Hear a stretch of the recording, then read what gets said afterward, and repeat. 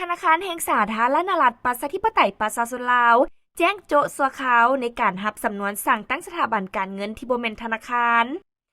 วันที่ 31 กรกฎาคม 2026ห้องการธนาคารแห่งสาธารณรัฐประชาธิปไตยประชาชนลาวออกแจ้งการฉบับเลขที่204/หกเรื่องการโจะสัวขาวในการรับสำนวนสั่งตั้งสถาบันการเงินที่บ่แม่นธนาคารว่าเพื่อเป็นการแก้เกี่ยมค้นคว้าเงื่อนไขเพิ่มเติมในการพิจารณาสั่งตั้งการดำเนินธุรกิจสถาบันการเงินที่บ่แม่นธนาคารโดยเฉพาะในรูปแบบสถาบันการเงินที่รับฝากเงินสถาบันการเงินที่บ่รับฝากเงินและโรงสดจำในขอบเขตนครหลวงเวียงจันทน์ให้มีความรัดกุมและสนับสนุนได้เวียกงานการเข้าถึงการบริการทางด้านการเงินให้แก่สังคมหลายขึ้น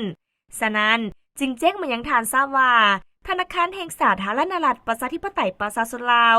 จะโจะสัวขาวการรับสำนวนเอกสารสั่งตั้งสถาบันการเงินที่บ่แม่นธนาคารในรูปแบบสถาบันการเงินที่รับฝากเงินสถาบันการเงินที่บ่รับฝากเงินและโรงสดจำนับแต่วันที่ 31 กรกฎาคม 2026เป็นต้นไปและคาดว่าในเดือนพฤศจิกายน 2026จะเปิดรับคำร้องขอสั่งตั้งสถาบันการเงินที่บ่แม่นธนาคารตามเงื่อนไขใหม่ส่วนรายละเอียดในการเปิดรับเอกสารขออนุญาตดำเนินธุรกิจแม้จะออกแจ้งการให้ทราบในต่อหน้าสำหรับต่างแขวงแม้นสามารถพัวพันกับธนาคารแห่งสาธารณรัฐประชาธิปไตยประชาชนลาวประจำภาคเพื่อเสนอขอสั่งตั้งตามเงื่อนไขปัจจุบันได้ตามปกติ